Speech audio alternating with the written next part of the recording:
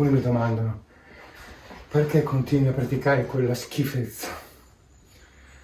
Non è Shaolin e non è neanche Meiwa. Originariamente lo era, poi il maestro Chang lo trasformò per essere praticato dai karateka in Italia. Quindi perché continui a praticare quella schifezza? Beh, anzitutto non sputo nel piatto dove ho mangiato. In più, non è una schifezza. Quando un'arte marziale ha il suo senso, anche storico in questo caso, come ho già detto in un precedente video molto contestato, come sono nati gli stili in Cina, se non adattandosi a diverse esigenze? Ok, questo non è Shaolin, vogliamo dire che non è Mei Hua Chuan. Va bene, è il Kung Fu che ha creato in Italia un maestro cinese, un valido maestro, perché era competente nel lavoro in coppia, nell'aspetto marziale. Questo fa un valido maestro, un'arte marziale è marziale. Se un maestro è consapevole e competente dal punto di vista dell'arte marziale, per me è affidabile.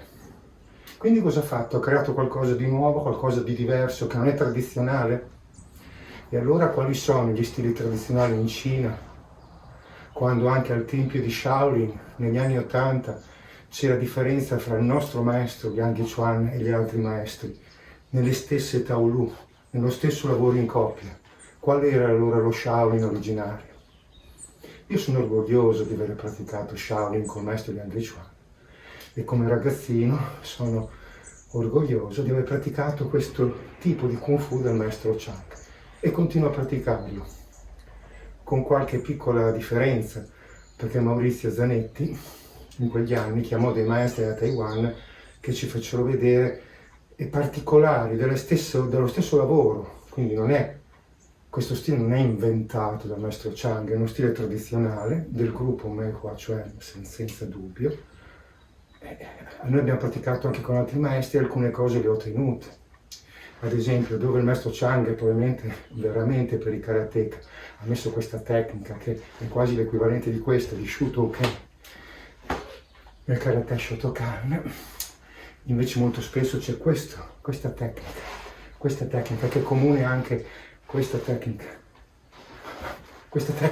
più che questa tecnica, che è comune anche a tanto pugilato del nord della Cina. Ecco, poi dove c'è molto, molto comune, ad esempio la Chabura, Peibu, questi maestri ci hanno fatto vedere che invece c'era questa particolare posizione che dopo ho trovato tanto, anche nella Miao Dao, anche in altri stili, di profondità di allungamento. Anche qui, non questo, ma dal basso, come il serpente, come un serpente che scivola al suolo, poi si alza. Insomma, un po' più nord della Cina, di come aveva schematizzato il maestro Chang. Ho tenuto questi particolari di altri maestri, ma la sostanza è tutta quella del maestro Chang. È certo, giusto anche che sia così, è la sua bellezza. Alcune cose sono proprio tipiche degli stili del nord della Cina. Questo bel modo di lavorare, che abbiamo così tanto anche nel Tai Chi Chuan. Quanto abbiamo nel Tai Chi Chuan questo modo di lavorare, che ha tanto significato in coppia. Quindi questa importanza delle prese articolari del Chin Na era così importante per il maestro Chang, questo corpo a corpo. E lo eseguiva anche bene, le sue leve si sentivano. Non c'era solo Yang Jiming in America, avevamo anche il maestro Chang che eseguiva bene le leve articolari.